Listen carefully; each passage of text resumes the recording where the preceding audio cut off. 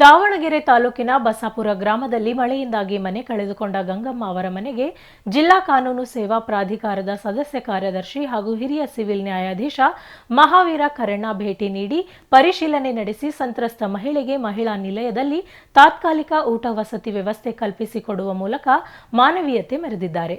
ಬಸಾಪುರ ಗ್ರಾಮದ ಗಂಗಮ್ಮ ಅವರ ಮನೆ ಬಿದ್ದ ವಿಚಾರ ತಿಳಿಯುತ್ತಿದ್ದಂತೆ ಸ್ಥಳಕ್ಕೆ ಭೇಟಿ ನೀಡಿ ಪರಿಶೀಲನೆ ನಡೆಸಿದ ನ್ಯಾಯಾಧೀಶರು ಎಸ್ಡಿಆರ್ಎಫ್ ಅನುದಾನದಲ್ಲಿ ಗಂಗಮ್ಮನಿಗೆ ಪರಿಹಾರವನ್ನು ತುರ್ತಾಗಿ ನೀಡುವಂತೆ ತಹಶೀಲ್ದಾರ್ ಅಶ್ವಥ್ ಅವರಿಗೆ ಸೂಚಿಸಿದರು.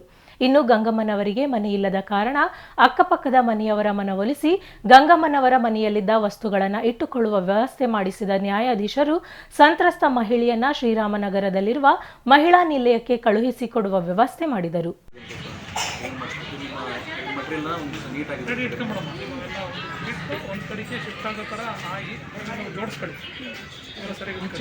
ಪ್ರಾಪರ್ಟಿ ಎಕ್ಸ್ಟ್ರಾಕ್ಟು ಅದು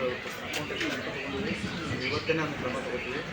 ಸಾಧ್ಯ ಆದರೆ ಒಂದು 2-3 ದಿವಸಗಳಿಗೆ ಏನು ಸರ್ಕಾರದಿಂದ ಈಗೇನು ಅವಕಾಶಗಳು ಬರಬೇಕಾಗಿದೆ ಎಲ್ಲವನ್ನು ಮಾಡ್ತೀವಿ.